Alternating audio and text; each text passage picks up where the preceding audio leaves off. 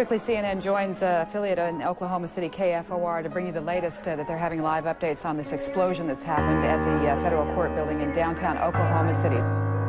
We are a block from where the blast occurred, and they are just treating people here on the side of the road. We have heard reports that there is a daycare center in that building. We're looking at video of some of the victims. We understand now that we were seeing some pictures of the arrival of some of the children who were in the daycare center. It sounded like just one big boom, really loud. Then there was so much noise from everything falling in, though you couldn't hear anything else. On the morning of April 19th, 1995, a man named Timothy McVeigh drove a Ryder truck full of deadly explosives in front of the Alfred P. Murrah Federal Building in Oklahoma City, Oklahoma, with the intentions of blowing it up. At exactly 9:02 a.m., the bomb would explode in a matter of seconds. The surrounding area was destroyed. The Alfred P. Murrah Federal Building turned to rubble. Nearby cars were demolished, and 300 buildings in the area were either damaged or devastated. 168 people would die because of the attack, with 19 of those being children, as well as hundreds of people suffering injuries. The FBI would immediately jump on the scene to investigate the situation. The next day, the FBI would find the rear axle of the Ryder truck, which would be traced back to the body shop in Junction City, Kansas. Employees at the body shop would help draw a sketch of the man, and a call to a local hotel would reveal the man's name, Tim McVeigh. While this was going on, FBI agents would discover chemicals in McVeigh's clothes, and it was found out that the bomb contained deadly agricultural fertilizer, diesel fuel, along with other chemicals. A friend of McVeigh's, Terry Nichols, was found to have helped build the bomb, and another man, Michael Fortier, would be discovered to have known about the planned attack. Tim McVeigh and Terry Nichols would be indicted on a conspiracy to use a weapon of mass destruction, use of such a weapon, destruction by explosive, and 8 counts of first-degree murder. Michael Fortier was indicted on 4 counts that included conspiracy to transport stolen firearms. McVeigh was found guilty on all counts and was executed in June 2001. Nichols was found guilty of conspiracy and manslaughter and was sentenced to life in prison without parole, while Fortier received 12 years of prison.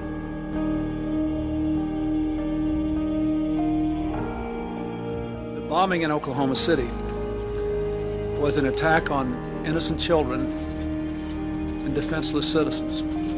As a result from the bombing, there was a greater sense of unity. It brought people in Oklahoma City together as the community grew. It would take time for the city to rebound from such a devastating act of terrorism, but it would later be able to spark change. The bombings had a severe effect on the city's people. 62% felt personally affected, and 40% knew someone who was injured or had died. Children had a hard time looking at the news. People their age were dying. Survivors of the attack were forever traumatized. There was a clear emotional impact attached to the bombing. Not only did it affect OKC, but it also affected the rest of the nation. Americans were scared of this attack and did not know how to respond. For many, it was illogical to believe that those in the Middle East had bombed OKC. They were in a sense of denial. No one expected there to be a terrorist attack from Americans, and it changed the way people lived their lives. The OKC community was economically distraught by the bombing. The local businesses could not function as a result of the bombing. Luckily, memorial and federal campuses were built, which would revive the city's economy. The bomb was estimated to have caused at least $652 million worth of damage. There was a great combination of efforts from the Federal Emergency Management Agency, federal grants, charitable donations from non-profit organizations, and numerous others to help provide relief. Individuals and volunteers donated their money, clothing, blankets, boots, and any other items that were requested. Congress provided Oklahoma City with $385 million in community development block grants to assist in rebuilding and revitalizing of the area surrounding the blast site. These grants helped business owners who sustained losses from the explosion. Was a result of the Oklahoma City bombing was the Anti-Terrorism and Effective Death Penalty Act. Passed in 1996 as a federal law, the act would heighten the penalties of terror-related crimes, but also serving as an effort to shorten the process of federal appeals of the state criminal cases. And as a result, it has deteriorated confidence in America's justice system by not allowing substantial federal investigation of these kinds of cases. In addition, Hugh Maloney, an author of a state health department study on the long-term health outcomes among bomb survivors, interviewed 494 of the survivors of the impact it had about 3 years after the attack. 1/3 of them said after the attack they were diagnosed with fear problems as well as anxiety and depression. About 63% of them said that they had received psychological counseling sometime during the first 3 years after the attack. And only 2% of them ever reported drinking alcohol or needing drug treatment after the attack. Most of them said how after the bombing, they value and cherish their family and friends a lot more than they had before the bombing.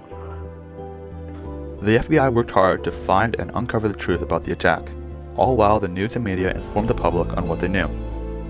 The FBI had never experienced anything like this and exerted every last possible option in order to solve the terrorist attack as quickly as possible. They would set up a hotline that allowed people to call in and give tips or leads. And with such a large attack on a federal building, they scared the government into increasing security across America, especially in Washington. In anticipation of an attack on the nation's capital, the FBI shut off 2 blocks in front of the White House. President Bill Clinton made this decision in order to preserve government lands. The OKC bombing sparked a change for a new security plan, as well as how the U.S. handled terrorist attacks in the future. Federal buildings next to the street were targets as well, so they were moved back. Blast-resistant glass would be put in these buildings, as well as floors that did not collapse as easily. There was many improvements to our national security as a result of the bombing, and it made Americans feel more safe. The actions that the nation took were necessary to ensure our freedom and safety.